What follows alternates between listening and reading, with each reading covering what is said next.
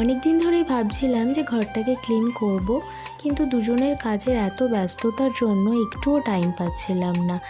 আজ যখন দুজনেই বাড়িতে ছিলাম, তাই সকালে উঠে ঠিকই করে রেখেছিলাম যে আজকেই ঘরটাকে ক্লিন করব।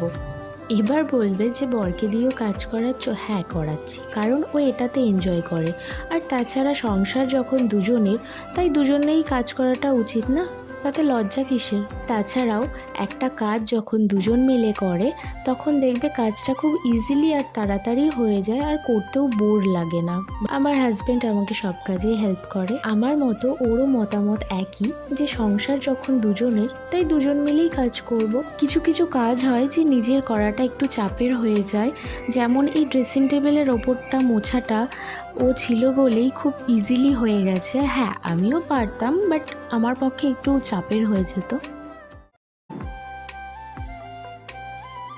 আমি ভেবেছিলাম যে খুব বেশিক্ষণের কাজ নয়, তাড়াতাড়ি হয়ে যাবে, কিন্তু যখন করছি তখন তো করেই যাচ্ছি, শেষ আর হচ্ছে না, একটা ছেড়ে আরেকটা করতে হচ্ছে। তাও রোজ আমি কাজের ফাঁকে একটু একটু করে গুছিয়ে রাখি বলে খুব একটা অগোছালোও হয় না, তাই খাটনিটাও কম হয়। আমার এই মানি প্ল্যান্টটা একটুও বাড়ছে না। কেউ যদি জেনে থাকো যে মানি প্ল্যান্ট কী করলে ভালো থাকে, তাহলে প্লিজ একটু বলো।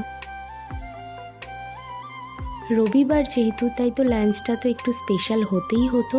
আর সকালে দেখি বাবা মাটন এনেছে, তাই ছটপট করে রান্নাটা সেরেই নিলাম, তারপর নয় অন্য কাজ করা যাবে। তো চলো, আজকের মতো এখানেই শেষ। দেখা হচ্ছে আবার একটা নতুন ভিডিওতে।